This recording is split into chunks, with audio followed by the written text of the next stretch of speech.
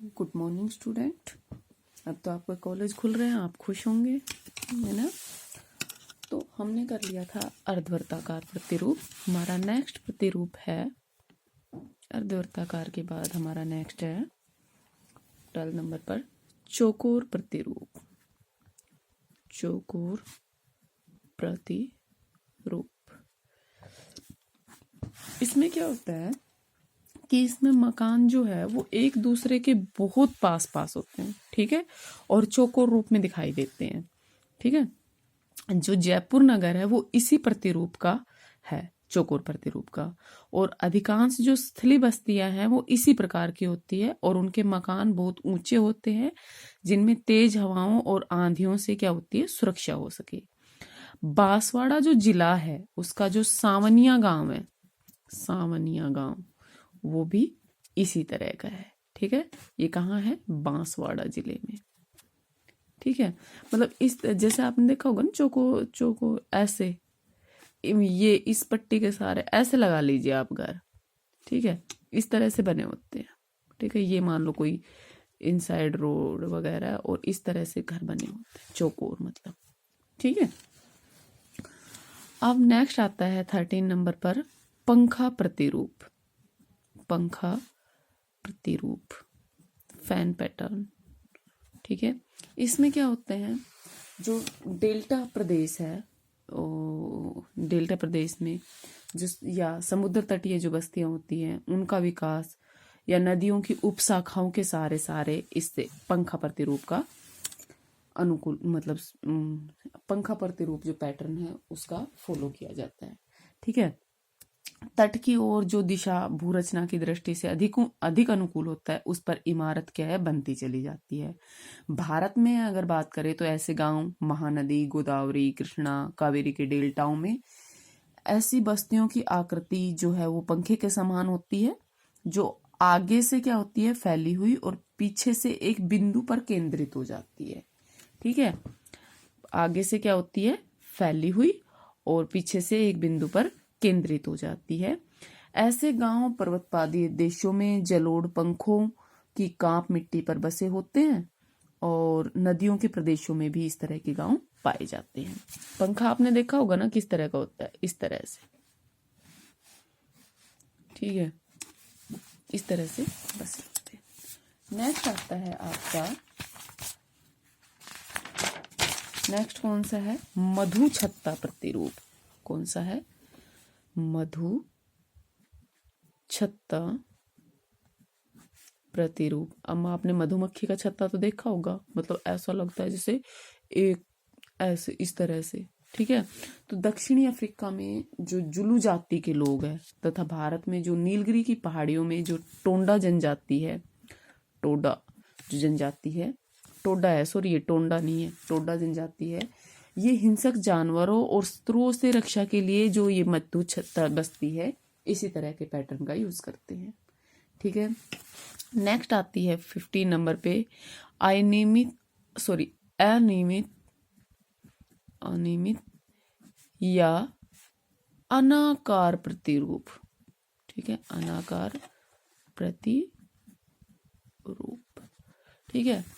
उबड़ खाबड़ धरातल, दलदल क्षेत्र, झील और जहां पर वनों की बहुलता पाई जाती है, ऐसे क्षेत्रों में क्या होता है, सुरक्षा की दृष्टि से वहां पर अभाव पाया जाता है और वहां जो मकान होते हैं वो अनियोजित रूप से बस बनाए जाते हैं। बस्तियों का विस्तार स्थानीय वातावरण के अकॉर्डिंग होता है। चीन के दक्षिणी भाग में, भारत और पाकिस्तान के अधिकांश क्षेत्रों में अनियमित और अनाकार प्रतिरूप की जो बस्तियां हैं वो बड़ी संख्या में पाई जाती हैं, ठीक है। नेक्स्ट आता है त्रिभुजाकार प्रतिरूप। त्रिभुजाकार प्रतिरूप, ठीक है, ट्रायंगल। ये ऐसी बस्तियां हैं जो तिराहों पर, जैसे तिराहा होते हैं ना, जैसे 3 राहों का समूह, तो इस तरह के ऐसे यहाँ पर ऐसे बन जाती है, ठीक है। तिराहों पैटर्न का ये तिराहे जहां पर आते पाए जाते हैं वहां पर बनती है।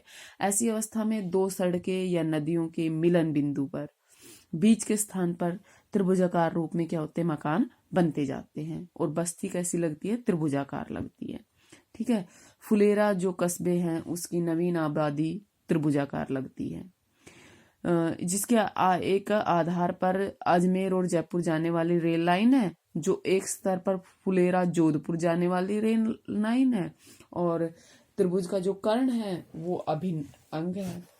अब आपको पता है बेस वाली, देखिए ये इस तरह से बनती है, ठीक है। बेस क्या है, बेस में तो आप ये लगा लीजिए जयपुर अजमेर जाने वाली ट्रेन है, ठीक है। और एक इधर कौन सी है, फुलेरा जोधपुर जाने वाली ट्रेन है। और ये आपको कहाँ मिलेंगे, धौलपुर जिले में चंबल के सहारे और लूणी नदी जो है उसके किनारे पर मिलते हैं इस तरह के बस्तियां, ठीक है। अब अनेक जो देश है उनमें नियोजित गांव भी बसाए जाने लगे हैं, जिन्हें क्या कहा जाता है, आदर्श गांव। क्या कहा जाता है, आदर्श गांव, ठीक है। और इसमें रूस का कोल खोजी, रूस का कौन सा गांव, कोल खोजी गांव, ये कहाँ है, रूस में, ठीक है। इजराइल के सामुदायिक गांव और पंजाब और उत्तरी राजस्थान के नहरी क्षेत्रों में नहरी उपनिवेश प्रमुख है। इन गांवों में सभी सुविधाएं उपलब्ध कराई गई है, ठीक है। सुनियोजित ग्रामीण बस्तियां कहाँ पाई जाती है, आयरलैंड में, इंग्लैंड में और यूएसए में भी पाई जाती हैं, ठीक है। अब आता है कि भारत में ग्रामीण अधिवास कैसा है। देखिए भारत आप सभी को पता है कि गांवों का देश है, ठीक है। भारत की जनसंख्या का 70% भाग 2011 की जनगणना के अनुसार कहाँ मिलता है, गांव में मिलता है, और मेनली वो कृषि पर डिपेंड है, ठीक है। भारत में लगभग 5,31,000 ग्रामीण अधिवास है, मतलब ग्रामीण बस्तियां हैं।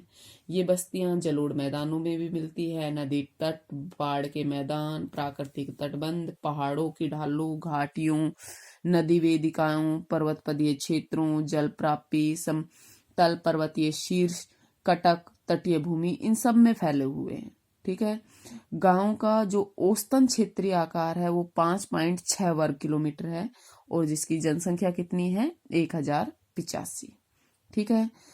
गांव का जो औसतन क्षेत्रीय आकार है वो पांडिचेरी में सबसे कम है, कितना है, 1.9 वर्ग किलोमीटर, पश्चिमी बंगाल में 2.3 किलोमीटर, और उत्तर प्रदेश और बिहार में 2.5 किलोमीटर वर्ग किलोमीटर, ठीक है। इसके अलावा अगर जम्मू कश्मीर की बात करें तो 34 वर्ग किलोमीटर, और अरुणाचल प्रदेश में 23 वर्ग किलोमीटर। प्रति बस्ती क्षेत्रफल सबसे अधिक है। भारत में जो औसतन गांवों का घनत्व है वो लगभग कितना है, 18 गांव प्रति 100 वर्ग किलोमीटर, ठीक है।